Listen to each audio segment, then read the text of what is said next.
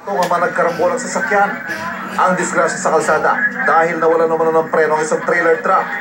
Base sa investigasyon, mabilis ang takbo ng trailer truck sa National Highway ng Barangay Turbina. Galing daw itong Santo Tomas sa Batangas. Allegedly po, ito po isang trailer truck nawala ng preno. Nasalpok ng trailer truck ang isang cargo truck na argado ng mga motorsiklo na papalikuraw noon.